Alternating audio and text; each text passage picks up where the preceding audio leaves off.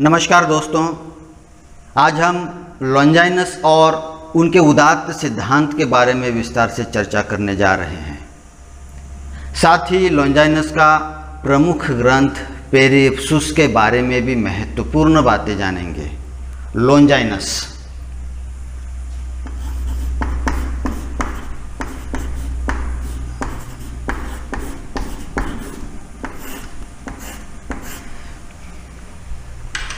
देखिए, जिस प्रकार भारतीय काव्यशास्त्र में काव्य के स्वरूप और उसकी आत्मा को लेकर विभिन्न मतों का प्रतिपादन हुआ है, बिल्कुल उसी प्रकार पाश्चात्य आलोचना के क्षेत्र में विभिन्न युगों में विभिन्न चिंतकों ने काव्य या साहित्य के मूल तत्व की खोज की है।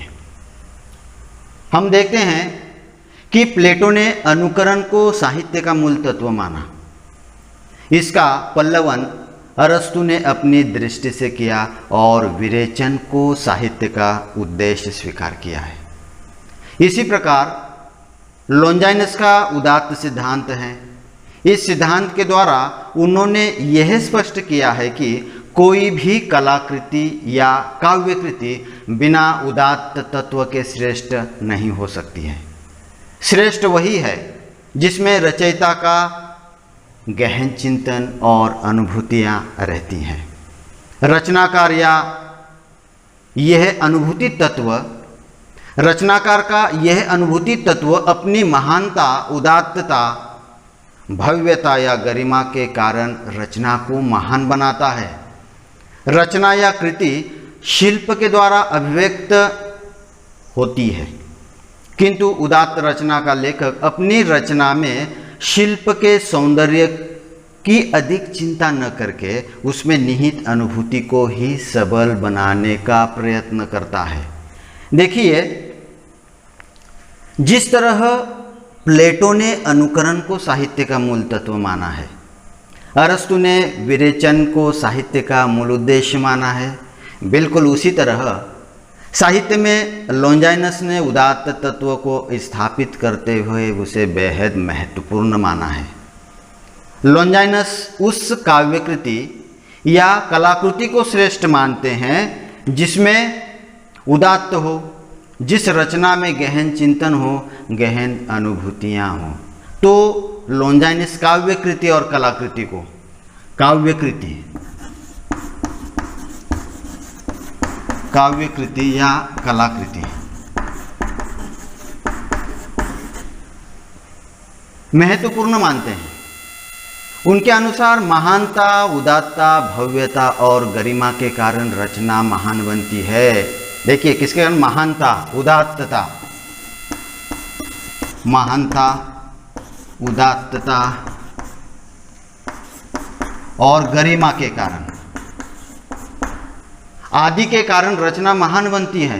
उन्होंने शिल्प के सौंदर्य को ज़्यादा महत्व नहीं दिया है, बल्कि अनुभूति को बल या अनुभूति को सबल बनाने का प्रयास किया है, प्रयत्न किया है। वे अनुभूति को महत्वपूर्ण मानते हैं।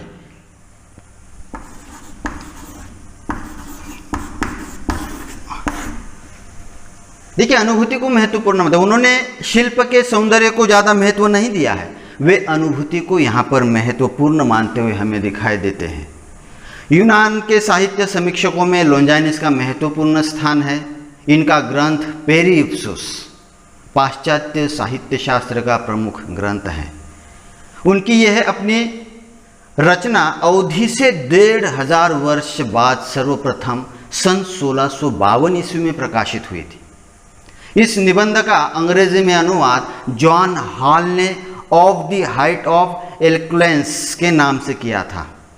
अब तक पेरिप्सूस के अंग्रेजी में कई अनुवाद हो चुके हैं, जिसके अनुदित नाम Sublime, on the Sublime, on the art of Sublime आदि हैं। देखिए, यहाँ पर हमें यह दिखाई देता है कि जो लॉन्जाइनस का जो प्रमुख ग्रंथ हैं, उनके जो अनुवाद है, कई अनुवाद हो गए हैं, लेकिन जो महत्वपूर्ण अनुवाद है वह हमें यहाँ पर दिखाई देता है कि सबलाइम। परवर्ती आचार्यों ने इसी ग्रंथ का आधार लेकर उनके सिद्धांत को विश्लेषित करने की कोशिश की है। इस ग्रंथ का हिंदी में भी अनुवाद हुआ है। इन अनुवादों में डॉक्टर नगेंद्र और डॉक्टर निर्मला जैन के अनुवाद क्रमशः काव्य में उदात्त तत्व और उदात्त के विषय में महत्वपूर्ण है। ये दोनों अनुवाद पेरिप्सिस के अंग्रेजी अनुवाद ऑन द सबलाइन पर आधारित है। इस रचना का 1/3 अंश खंडित है। इस छोटी रचना में लगभग 44 अध्याय हैं। इस रचना का प्रतिपाद्य विषय है अभिव्यक्ति की विशिष्टता और उत्कृष्टता। डॉक्टर नगेंद्र ने पेरिप्सिस के प्रतिपाद्य विषय के 2 भाग किए हैं। नंबर 1 विशेष सिद्धांत। नंबर 1 विशेष सिद्धांत। नंबर 1 विशेष सिद्धांत और जो नंबर 2 है सामान्य सिद्धांत। सामान्य सिद्धांत। तो देखिए, जो विशेष सिद्धांत है अर्थात उदात्त शैली का विवेचन, और जो दूसरा सामान्य सिद्धांत है अर्थात कला के आधारभूत सिद्धांतों का उसमें विश्लेषण हमें दिखाई देता है। अब देखिए, काव्यों में उदात्त तत्व के स्वरूप को स्पष्ट करते हुए लॉन्जाइनस ने किस तरह अपने विचारों को अभिव्यक्त किया है। लॉन्जाइनस ने उदात्त की परिभाषा और उसका सामान्य परिचय जिस रूप में दिया है, उससे यह प्रतीत होता है कि उनके समय में यह शब्द अधिक प्रचलित हो गया था, इसलिए उन्होंने इसका विस्तृत परिचय देने की कोई आवश्यकता नहीं समझी। फिर भी उदात्त के स्वरूप को स्पष्ट करते हुए उन्होंने कहा था, अभिव्यक्ति की विशिष्टता और श्रेष्ठता का नाम उदात्त है। इसी को लक्ष्य करके हिंदी आलोचकों ने यह स्वीकार किया है कि किसी रचना में उदात्त तत्व उपयुक्त तथा गरिमापूर्ण शब्द विधान, आवेग को दीप्त करने वाली अलंकार योजना तथा रचना विधान द्वारा अभिव्यक्त होता है। देखिए, लॉन्जाइनस ने एक अन्य स्थल पर उदात्तों को ऊर्जित कला भी कहा है, क्योंकि कवि और लेखक अभिव्यक्ति की विशिष्टता और उत्कृष्टता के द्वारा ही प्रतिष्ठा और यश को प्राप्त करते हैं। उनका मानना है कि उदात्त भाषा श्रोता का भावोद्रेक करती है। कविता में औदात्य का समावेश समस्त रचना विधान के द्वारा होता है।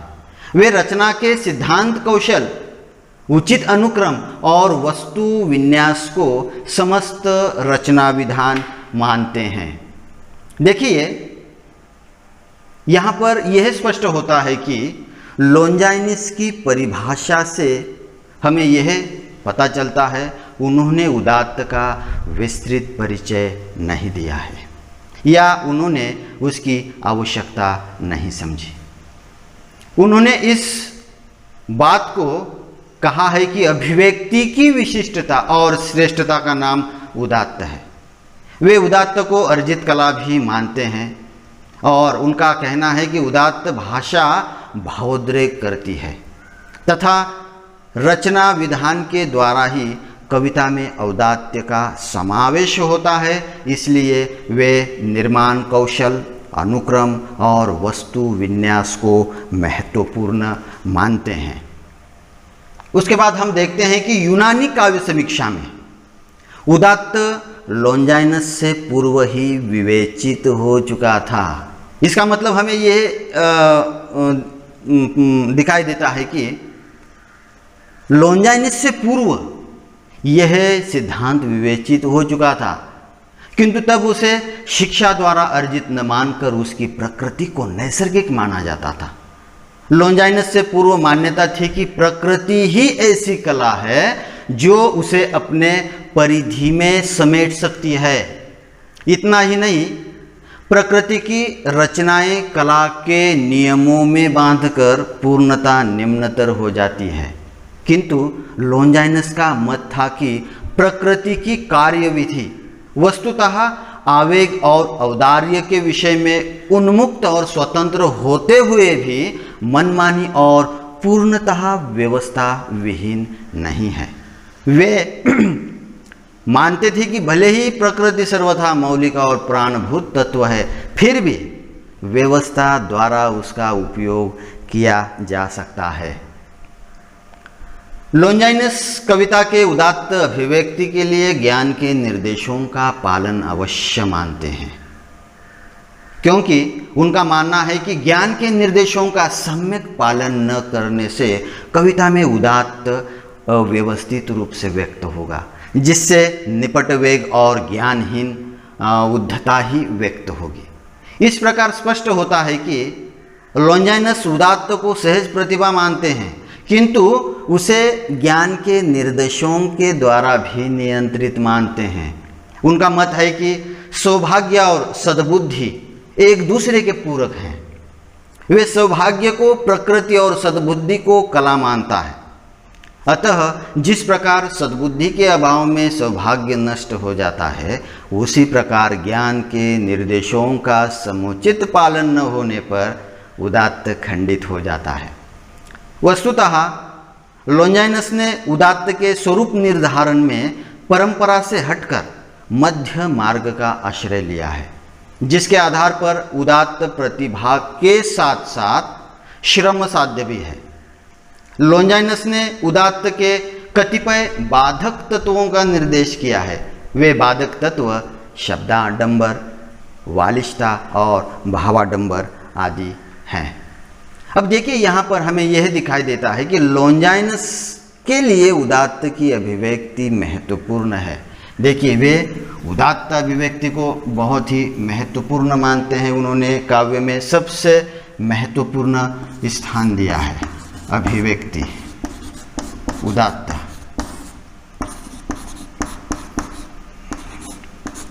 देखिए, अब उदात्त अभिव्यक्ति यहाँ पर महत्वपूर्ण है। काव्य में उदात्त स्वरूप को स्पष्ट करते हुए वे ज्ञान के निर्देशों का पालन अवश्य मानते हैं। ज्ञान के निर्देशों का पालन, ज्ञान के निर्देशों का पालन अवश्य मानते हैं या आवश्यक मानते हैं। वे उदात्त को सहज प्रतिभा मानते हैं, सौभाग्य और सद्बुद्धि को एक दूसरे के पूरक मानते हैं। लॉन्जाइनस ने उदात्त के शब्दाडंबर, वालिष्ठता और भावाडंबर आदि बाधक तत्वों के बारे में बताया है। इसलिए यहाँ पर लॉन्जाइनस द्वारा निर्दिष्ट किए गए उदात्त के बाधक तत्वों से परिचित होना मुझे बहुत ज़रूरी लगता है। उन्होंने बताए हुए बाधक तत्व इस तरह हैं। नंबर 1,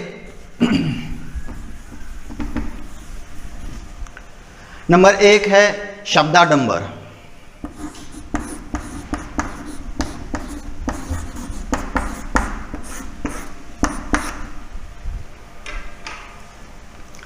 देखिए, लॉन्जाइनस का मत था कि यद्यपि शब्दाडंबर से बचना बड़ा कठिन होता है, क्योंकि अपनी रचनाओं में उदात्त की इच्छा रखने वाले लेखक क्षीणता और शुष्कता से बचने के लिए शब्दाडंबर का आश्रय लेते हैं। फलता कविता में मिथ्या त्रासद और कविता के भावों में मलिनता व्यक्त होने लगती है। चाहे मानवीय कार्य व्यापारों की अनुकृति हो या साधारण तथ्य वर्णन, वे प्रत्येक परिस्थिति शब्दाडंबर अहित कर मानते हैं, क्योंकि उनका मानना है कि शोध चाहे शरीर में हो या भाषा में, वह प्रत्येक दशा में दोष ही माना जाता है। देखिए, इस तरह इन्होंने यहाँ पर शब्दाडंबर को किस तरह विश्लेषित किया है हमें यहाँ पर दिखाई देता है। वो बचने के लिए कहते हैं, जो उदात्त की इच्छा रखने वाले लेखक क्षीणता और शुष्कता से बचने के लिए शब्दाडंबर का आश्रय लेते हुए हमें यहाँ पर दिखाई देते हैं। इसलिए वे कविता में मिथ्या त्रासदी और कविता के भावों में मलिनता व्यक्त होने लगती हैं। देखिए, इस तरह यहाँ पर शब्दाडंबर में लोंजाइनिस का मत यहाँ पर स्पष्ट होता है। नंबर 2, वाल्यता।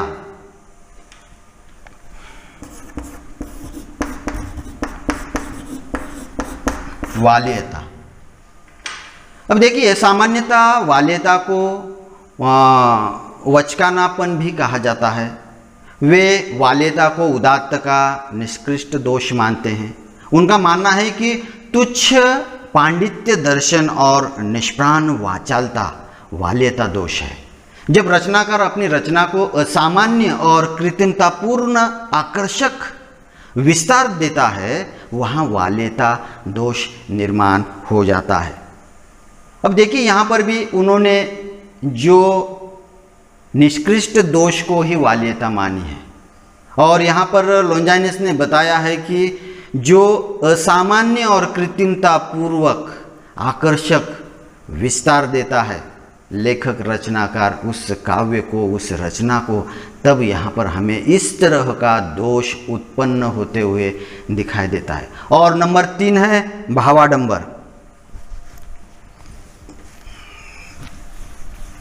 नंबर 3 भावाडंबर। देखिए ये भावों से संबंधित तत्व है उनका तीसरा। अब इसमें भी भावांडर आवेग संबंधी दोष है। लोंजाइनस के अनुसार यह वह दोष है जो रचनाकार आवश्यकता के प्रतिकूल आवेगों का प्रदर्शन करता है। वस्तुतः लोंजाइनस का मानना है कि रचनाकार की अभिव्यक्ति में नवीनता की खोज और औचित्य का निर्वहन न कर पाने की दशा में उदात्त विषयक इन दोनों का जन्म होता है। अब हम देखते हैं कि उदात्त का मूल आधार क्या है। उदात्त का मूल आधार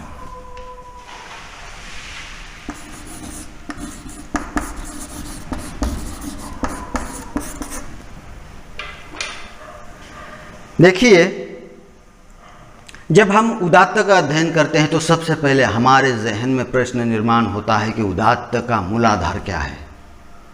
क्या वह वक्ता या लेखक की जन्मजात प्रतिभा पर आधारित होता है या अभ्यास पर निर्भर करता है। इस संदर्भ में लोंजाइनस ने मध्य मार्ग का अनुकरण करके अपने विचार प्रस्तुत किए हैं। उनके विचार से उदात्त न तो सर्वथा प्रतिभा सापेक्ष है और न ही पूर्णता अभ्यास सापेक्ष।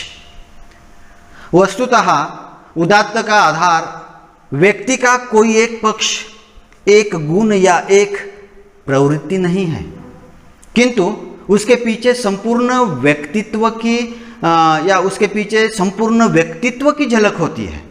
अतः उदात्त का सृष्टा उदात्त व्यक्तित्व ही हो सकता है। महान प्रतिभाशाली उच्च विद्वान एवं यशस्वी चरित्रवान व्यक्ति ही उदात्त का उद्घोषक हो सकता है। लोंजाइनस के अनुसार उदात्त आत्मा की महानता का प्रतिबिंब है। सच्चा उदात्त केवल उन्हीं में प्राप्य है जिनकी चेतना उदात्त एवं विकासोन्मुख है। यह सर्वथा स्वाभाविक है कि जिनका मस्तिष्क उदात्त धारणाओं से परिपूर्ण है उन्हीं की वाणी से उदात्त शब्द झंकृत हो सकते हैं। इस प्रकार उदात्त का संबंध केवल प्रतिभा अध्ययन और भाषा अध्ययन से नहीं है, बल्कि व्यक्ति के संपूर्ण व्यक्तित्व से हमें यहाँ पर दिखाई देता है। निष्कर्षतः हम यह कह सकते हैं कि उदात्त अभिव्यंजना का प्रकर्ष और वैशिष्ट्य है।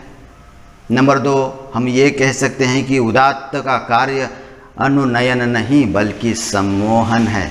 और नंबर 3, हम यह कह सकते हैं कि उदात्त सर्जनात्मक या रचनात्मक कौशल से भिन्न है। उसका प्रभाव क्रमिक नहीं आकस्मिक होता है और उसके अलौकिक आलोक से कथा चमकती है। अब हम देखते हैं कि लोंजाइनस के अनुसार उदात्त के स्रोत कौन कौन से हैं। अब देखिए उदात्त के स्रोत।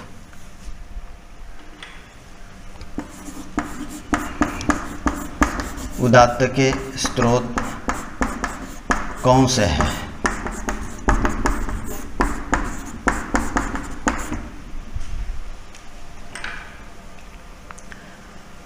देखिए वाक प्रतिभा के आधार पर लॉन्जाइनस ने उदात्त के 5 स्रोतों का उल्लेख किया है। देखिए, नंबर 1, महान धारणाओं की क्षमता। देखिए, नंबर 1, महान धारणाओं की क्षमता।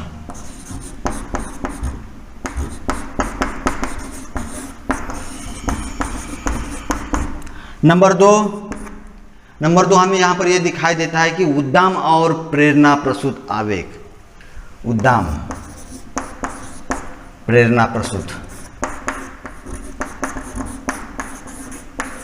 आवेग। प्रेरणा प्रसूत आवेग। नंबर 3 हमें यहां पर दिखाई देता है अलंकारों की समुचित योजना। नंबर 3, अलंकार योजना। अलंकारों की समुचित योजना। नंबर 4 यहां पर यह दिखाई देता है, नंबर 4 है यहां पर उत्कृष्ट भाषा। और नंबर 5 है रचना विधान। देखिए, ये 5 जो है उदात्त के स्रोत हैं जिन्हें लॉन्जाइनस ने वाक प्रतिभा के आधार पर बताया है या अपने ग्रंथ में उन्होंने उसका उल्लेख किया है। लॉन्जाइनस इन 5 स्रोतों में से महान धारणाओं की क्षमता और प्रेरणा प्रसूत आवेग आदि प्रारंभिक 2 स्रोतों को जन्मजात मानते हैं तथा अलंकारों की समुचित योजना, उत्कृष्ट भाषा और ऊर्जित रचना विधान आदि शेष 3 स्रोतों को वे कलाजन्य मानते हैं। वस्तुतः लॉन्जाइनस द्वारा निर्दिष्ट इन स्रोतों को मूलतः उदात्त के तत्व भी माना गया है या उदात्त के तत्व भी कहा जाता है। डॉक्टर नगेंद्र ने जन्मजात स्रोतों को उदात्त तत्व और कलाजन्य स्रोतों को बहिरंग तत्व यहाँ पर कहा है। अब हम लॉन्जाइनस द्वारा बताए गए उदात्त के 5 तत्वों को विश्लेषित करेंगे। तो उसमें सबसे पहले ये है कि नंबर 1 है महान धारणाओं की क्षमता। महान धारणाओं की क्षमता को हम देखेंगे। इसके अंतर्गत उन्होंने क्या कहा है। लॉन्जाइनस उदात्त के 5 तत्वों में इसे प्रथम और महत्वपूर्ण तत्व मानते हैं। उन्होंने महान धारणाओं की क्षमता को मन की ऊर्जा भी कहा है। यद्यपि वे इस तत्व को स्वभावजात मानते हैं, फिर भी उन्होंने उदात्त अभिव्यक्ति के लिए उदात्त विचारों के पोषण की प्रेरणा दी है, क्योंकि उनका मानना है कि भाव स्वतः शब्दों के अभाव में भी मनुष्य की महानता को व्यक्त करते हैं। लॉन्जाइनस ने उदात्त को महान आत्मा की प्रतिध्वनि कहा है। यही कारण है कभी कभी मौन भी महान और उदात्त हो जाता है। उन्होंने महान धारणाओं की क्षमता के उद्गम स्रोतों का उल्लेख करते हुए लिखा है, सच्चे वाग्मी को निश्चय ही क्षुद्र और हीन भावों से मुक्त होना चाहिए, क्योंकि यह संभव नहीं कि जीवन भर क्षुद्र उद्देश्यों और विचारों में ग्रस्त व्यक्ति कोई स्तुत्य एवं अमर रचना कर सके। महान शब्द उन्हीं के मुख से निकलते हैं जिनके विचार गंभीर और महान होते हैं। यही कारण है कि मनस्वियों को भव्य वाणी सहज ही प्राप्य हो जाती है। देखिए, इसमें लॉन्जाइनस महान धारणाओं की क्षमता को बहुत महत्वपूर्ण मानते हैं और वे कहते हैं कि शब्दों के अभाव में, देखिए, शब्दों के अभाव में भी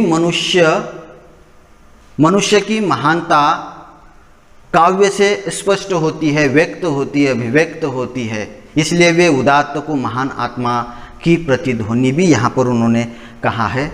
अब नंबर 2 है उद्दाम और प्रेरणा प्रसूत आवेग। उद्दाम और प्रेरणा प्रसूत आवेग वे उदात्त का दूसरा महत्वपूर्ण तत्व मानते हैं, उद्दाम और प्रेरणा प्रसूत भावों का चित्रण। यद्यपि उदात्त के इस तत्व की लॉन्जाइनस कृत पेरिप्सिस निबंध में कहीं पर भी स्पष्ट रूप से चर्चा नहीं है, फिर भी इस निबंध में स्फुट रूप से सूत्रबद्ध कथनों के आधार पर इस तत्व की चर्चा की जा सकती है।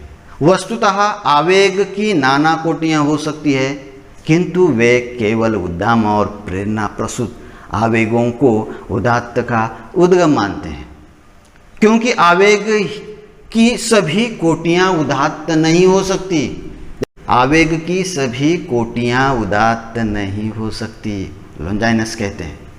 उन्होंने प्रेरणा प्रसूत आवेग को स्पष्ट करते हुए लिखा है कि सच्चे औदात्य से हमारी आत्मा जैसे अपने आप ऊपर उठकर गर्व से उच्चाकाश में विचरण करने लगती है तथा हर्ष और उल्लास से परिपूर्ण हो उठती है। इसलिए उनका मत है कि सच्चे वाग्मी को निश्चय ही शूद्र और हीनतर भावों से मुक्त होना चाहिए।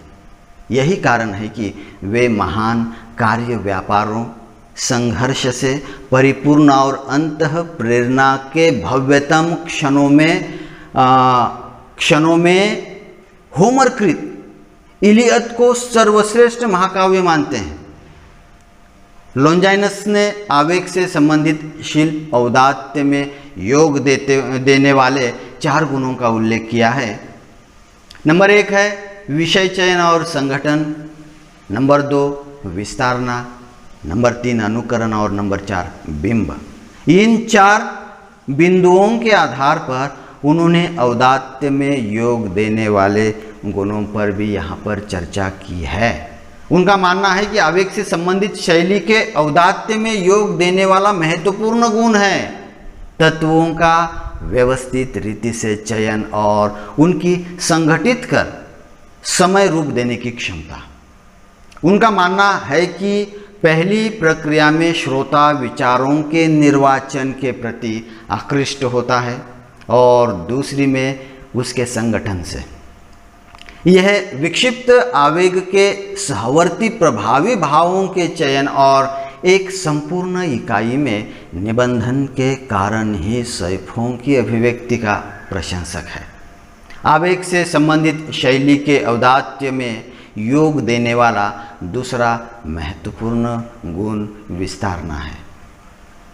वे मानते हैं कि तथ्यों एवं आवेगों की क्रमबद्ध और अलंकारिक रीति से प्रस्तुति के लिए विस्तारना का उपयोग किया जाता है। वे कहते हैं कि विस्तारना का उपयोग साधन रूप में ही होना चाहिए।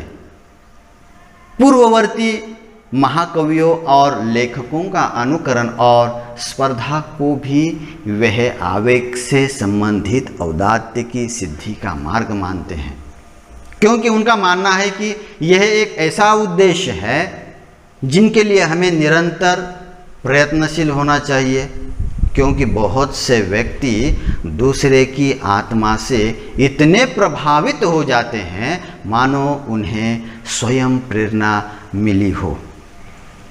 इस प्रकार स्पष्ट होता है कि लॉन्जाइनस उदात्त अभिव्यंजना के लिए महापुरुषों का अनुकरण आवश्यक मानते हैं, क्योंकि उनका मानना है महापुरुष हमारे सामने प्रकट होकर हमारे उत्साह को प्रज्वलित कर किसी गूढ़ रीति से हमारे मस्तिष्क को औदात्य के उन उच्च स्तरों तक ले जाएंगे जो हमारे भीतर बिंबित है, जो हमारे अंदर पहले से ही बिंबित होते हैं। उसके अतिरिक्त लॉन्जाइनस ने बिंब को औदात्य सिद्धि में सहायक माना है, क्योंकि बिंब आवेगों की गति प्रदान करते हैं।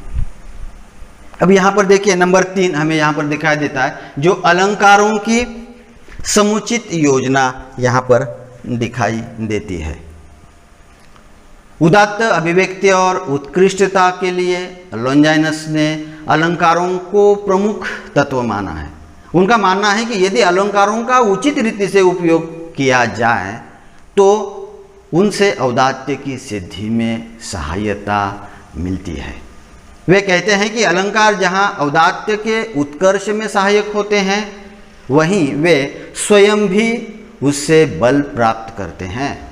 वे उदात्त को साध्य और अलंकार को साधन मानते हैं। वे स्पष्ट कहते हैं कि कविता में अलंकार तभी उदात्त के उत्कर्ष में सहायक होते हैं जब तक उदात्त में अलंकारों की प्रयुक्ति अनुभव न हो, क्योंकि उनका मानना है कि एक बार सौंदर्य और औदात्य के साथ संबद्ध हो जाने पर अलंकारों का कुशल प्रयोग करने वाली कला छिप जाती है और समस्त संभाव्य संदेह से बच जाती है।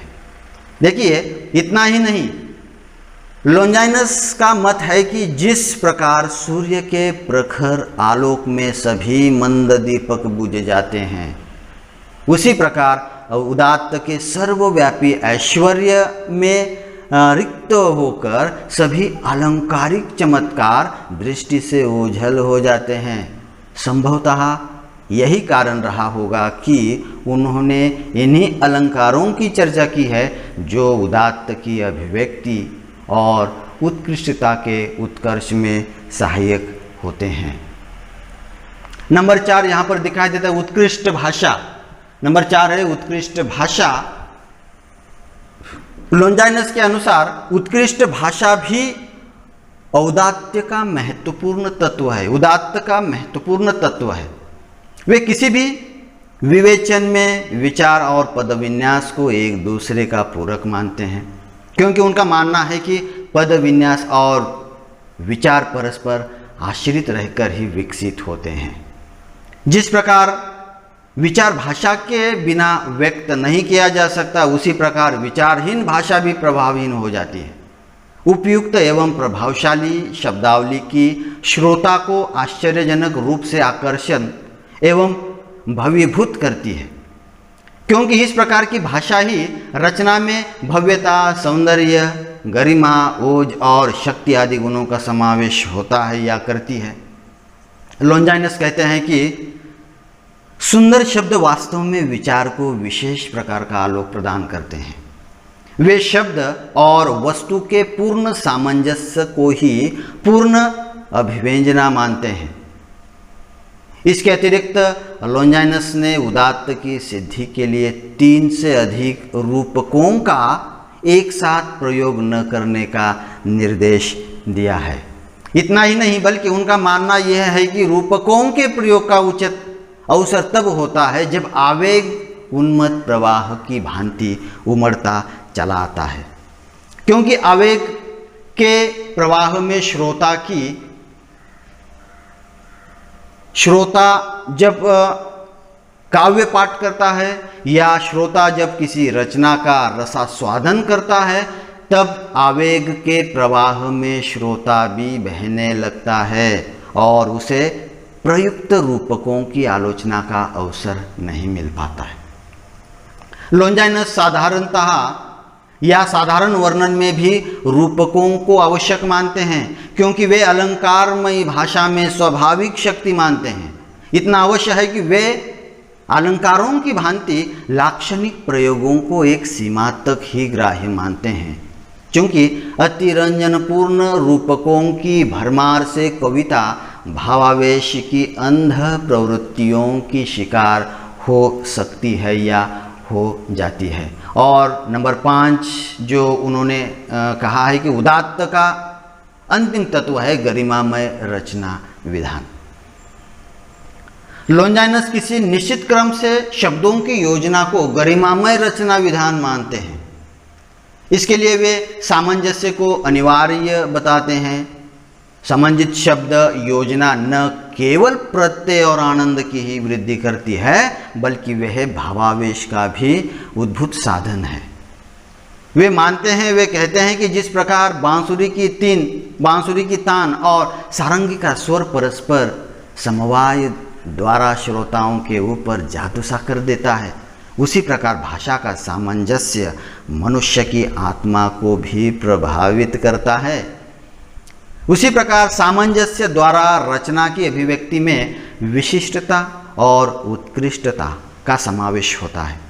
फलतः रचना श्रोता को पूर्णतः प्रभावित करने में समर्थ होती है।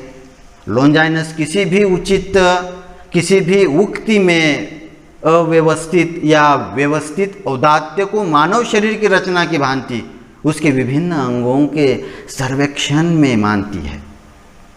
उसी प्रकार औदात्य भी गरिमा के तत्वों की एकान्वित और सामंजस्य का परिणाम होता है। इसलिए वह लेखक और कवि में स्वाभाविक औदात्य का गुण न होने पर भी सामंजस्य की कला में निपुण होने पर उसे भी औदात्य संपन्न रचनाकारों के समकक्ष ही मानती हैं।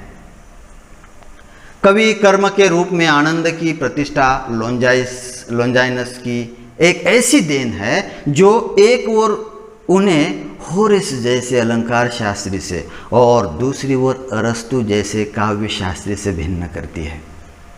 अरस्तु का विरेचन एक प्रकार का उपचार है जिसकी परिकल्पना विशेषकर त्रासदी के संदर्भ में की गई है, जबकि लॉन्जाइनस का आनंद एक उपलब्धि है जिसका पोषक आधार महाकाव्य, त्रासदी, प्रगीत आदि सभी तक विस्तृत है। वस्तुतः उदात्त का विवेचन और विश्लेषण लॉन्जाइनस के पेरियुप्सिस में सर्वाधिक रूप में हुआ है। अतः यह स्पष्ट होता है कि लॉन्जाइनस का उदात्त सिद्धांत पाश्चात्य समीक्षा की महत्वपूर्ण देन है। उनका उदात्त जीवन के अर्जित पक्ष की अभिव्यक्ति है, मधुर पक्ष के लिए उसमें कोई स्थान नहीं है। अतः जीवन के आधे पक्ष का विवेचन करने के कारण उनका शास्त्र अधूरा है। उदात्त की नई कसौटी पेश करते हुए उन्होंने न केवल प्रचलित काव्य शास्त्र से बल्कि प्रचलित समाज व्यवस्था और मूल व्यवस्था से भी तीखा असंतोष व्यक्त किया है। यही असंतोष और विद्रोह लॉन्जाइनस को गंभीर अर्थ में विद्रोही, यथार्थवादी और मानवतावादी आलोचक और चिंतक के रूप में स्थापित करता है। बहुत बहुत धन्यवाद।